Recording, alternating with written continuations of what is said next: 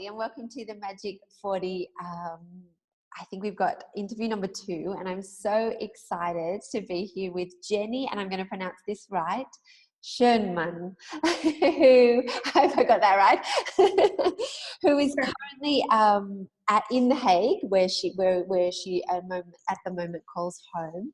And I feel like we've connected for a few minutes just before we came onto the recording. And I feel like it's going to be really, really hard to stick to my 18-minute rule, which I've decided on that these should be these videos. And I feel like I remember hearing Tony Robbins when he began his TED talk, and he said, I'm both challenged and excited. My excitement is I get to give something back doing this. But my challenge is the shortest seminar I do is normally 50 hours. And I feel like that, I feel a little bit like that with Jenny, that we could just talk for 50 hours. So we're going to keep it to 18 minutes. And to make sure that I do that, I'm actually going to start our little timer that's going on here, and then it'll ring to tell us when to go off. So there we go. Timer started. And it's going as we speak. So Jenny, welcome, and thank you so much for being here. That's amazing. So do you want to start by telling us if I pronounced your name right, and also just a little bit about what you do, and your beautiful soul flow go and reaching out like that. Yeah. Thank you for having me. I'm Jenny, and you pronounce it perfectly right, Schoenmann. And I created a business, and that's called Soul Flow and Glow. And this is business I created just last year. So I put all the things together I really love and I'm really passionate about. So it includes soul-based coaching, yoga, and beauty coaching. And I'm doing this to support especially women to find their place here in this world. Because I notice we are, especially as women, are so all over the place with all we have, with our kids and our work and the household, that we lose touch with ourselves and what we really want. Right. So, yeah. Beautiful. And to start the journey, well, first of all, we were just speaking about the meaning of your surname and how beautiful it was, but also the meaning behind it. So do you want to tell everyone the actual meaning of that surname? Schoenmann, this is my husband's name. Schoenmann means, schön means beauty, and Mann means man. And I have been started 20 years ago as a makeup artist. And then when I met him, I knew, that was the name. How beautiful. So tell us a little bit about your journey. So you started off as a beauty artist and was traveling a lot with that, right? You were traveling a lot doing that work. And that led you, I believe, into meeting so many different people, especially women, in that fashion industry, in the movie industry as well, the television industry, right? And that's maybe, I believe, from what we've talked about, that sparked a sort of growth or a need to uncover more and find out more about people and how to help them. If I believe I'm saying the right thing. Is that correct? Yes. Yeah. When I started, I really started as a makeup artist. So it was simply about going to a location, to a photo shoot or a fashion show, and just put on some makeup. And it was not about that person at all. So after that, every time when I left the studio or the place where we had our shooting, I always felt it was great. There's lots of creativity, but there was always something missing. Right. And then later on, when we moved to the Middle East, I still worked for photo shoots and videos and movies, but I more and more worked with women one-to-one when they wanted to have their makeup done for their wedding or for a special occasion. And then I also started beauty workshops. And then I really discovered the magic of really one-to-one beauty coaching, and it layered more and more off. So not so much makeup on, just really little bits here and there to just support how beautiful they already are. And the results, there was really when I was happy afterwards, because they were so often, wow, doing this, so much change, or I look more fresh, and then of course we are happy about how we look like, but it makes us feel different about ourselves. And so that was when I changed a little bit from being a makeup artist. I like more the beauty coaching, or even more organic beauty coaching, so I'm only working with organic products.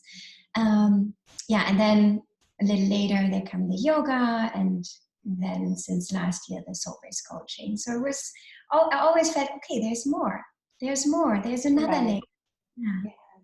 Yeah, that's so amazing. I especially liked how you described how it was more about taking off, like how could I enhance that beauty that was already within, that already existed within them, and that's so beautiful. And so what I gather from you as a person, and where you would get to with soul-based coaching, is to really just understand, taking off those layers to understand where that person is coming from and what their natural beauty is, to be able to enhance that and bring that out. That's so beautiful.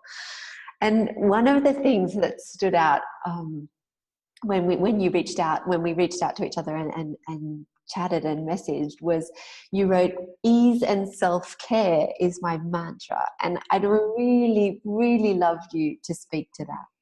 Mm-hmm. Yeah, so ease was mainly introduced to me a couple of years ago when I met Tara Stiles, when I started be part of the Strala family, and this has completely changed my life. I have been a freelancer since I'm 21, and my whole family, they have all been entrepreneurs, so it was always about working hard, getting all the money together. It was not always easy. So this is how I grew up, and I kept doing that and with this mindset.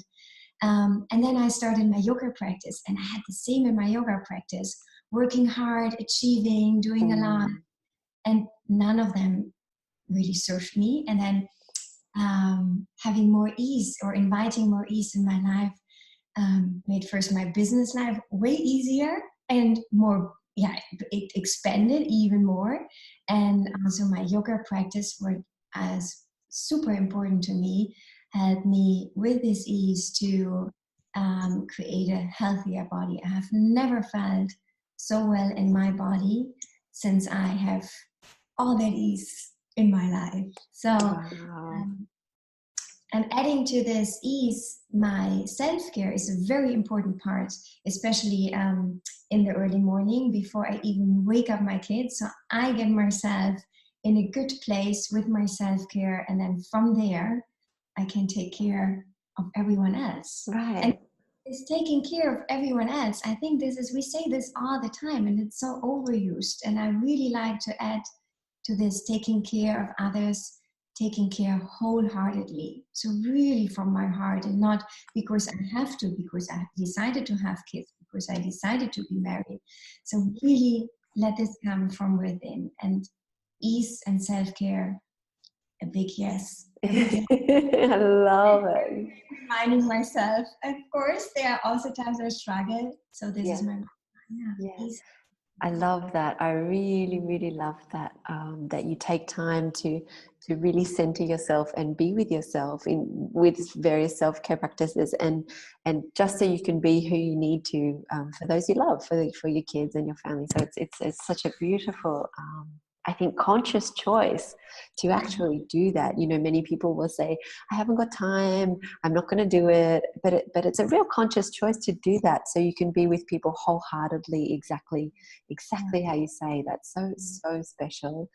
Would you like to run, if you'd like to share a little bit about your self-care practice and what it involves? Just, I don't know how long it is, or what exactly you do. And it might change, but just a little bit. It changed, yeah. And it has also changed as I started to invite more ease into my life. I had a self-care practice in the morning, where it was 1.5 to 2 hours every morning at the same time. And after a couple of months, I noticed, oh my God, this is not adding something to my life, it's taking something away. So I adjusted now, however I feel. So usually it's 45 minutes to an hour. I wake up before my family wakes up. And I take first care of myself by brushing my teeth, oil pulling. I do some Ayurvedic techniques. And then I go on my mat and I just be in stillness. And I also think sometimes we make it so complicated with all these fancy meditation practices and here an app and there and I really like to be just with myself. Maybe I set a timer and just listen. This is really important for me to really know how am I feeling at this very moment.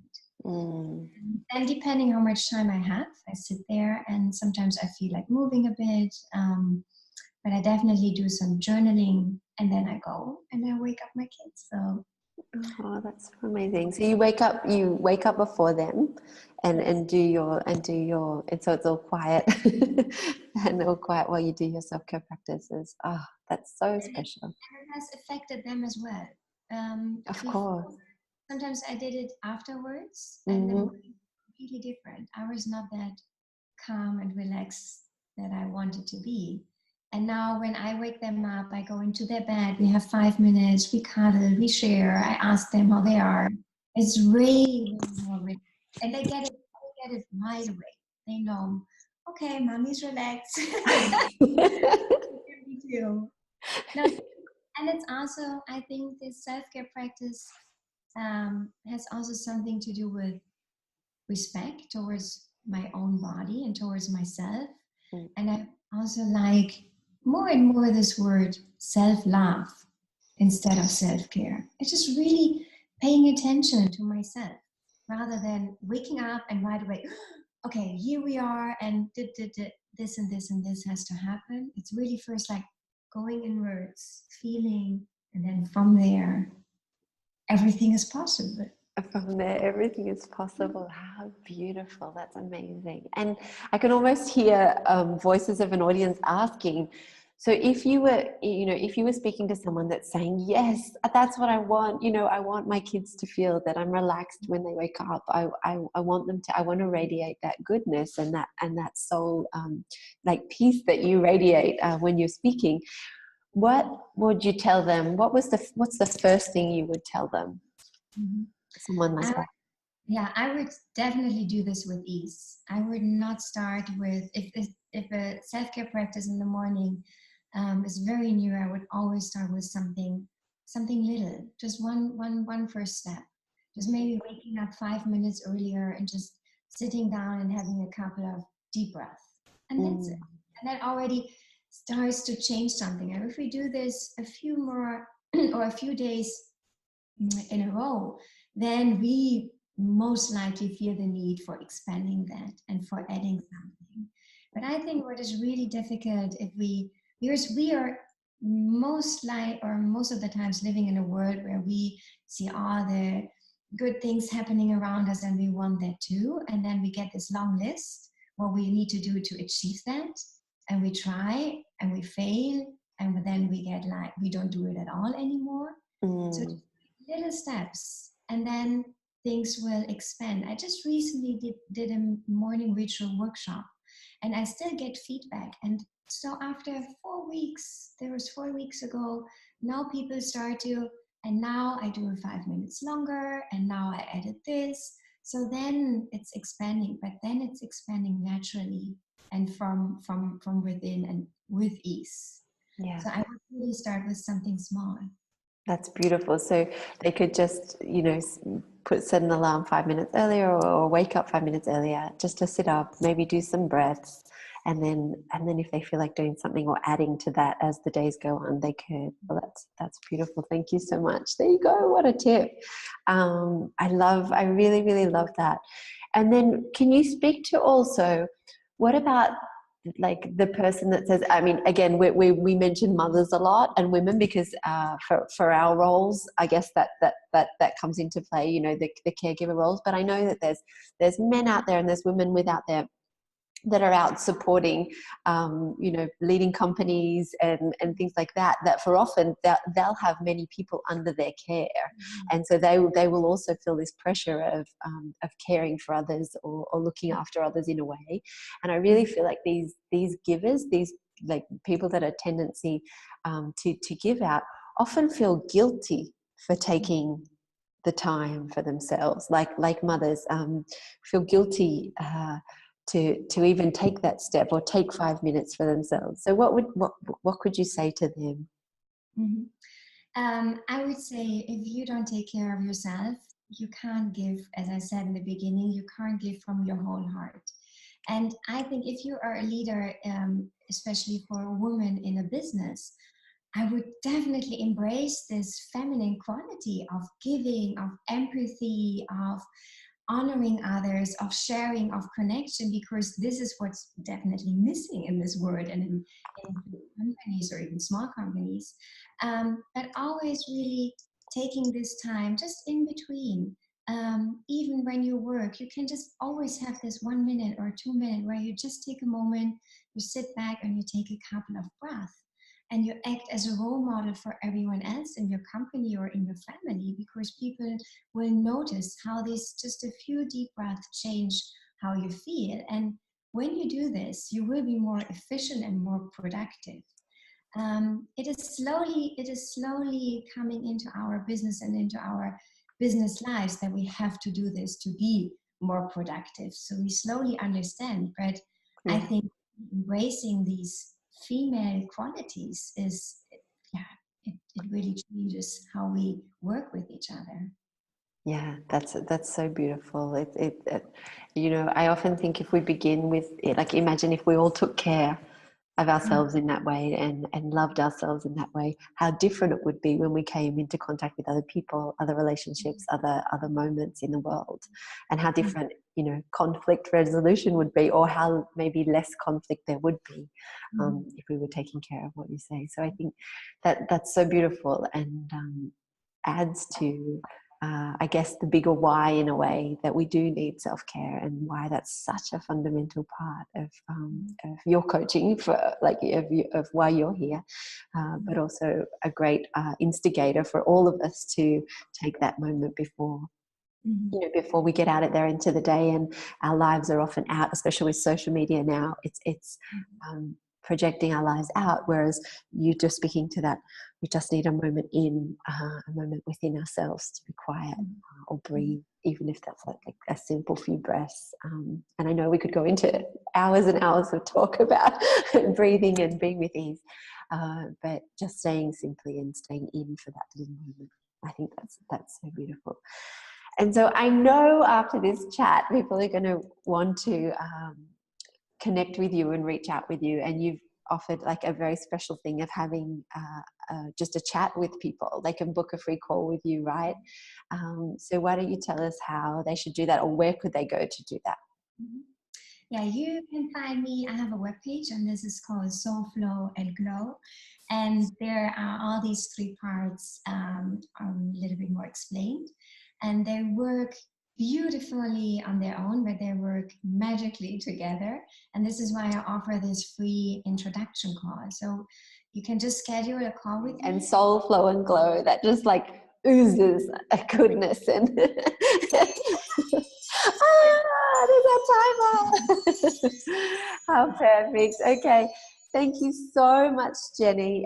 It was such a pleasure to talk to you, and I feel just lighter and calmer after being with you, after talking with you. It's really, really, really special. So I'm so excited to share this with everyone, and I look forward to speaking to you soon. And so soulflowandglow.com. We'll put the links up either below the videos or on the same page as the videos. So thank you so much. Bye. Bye.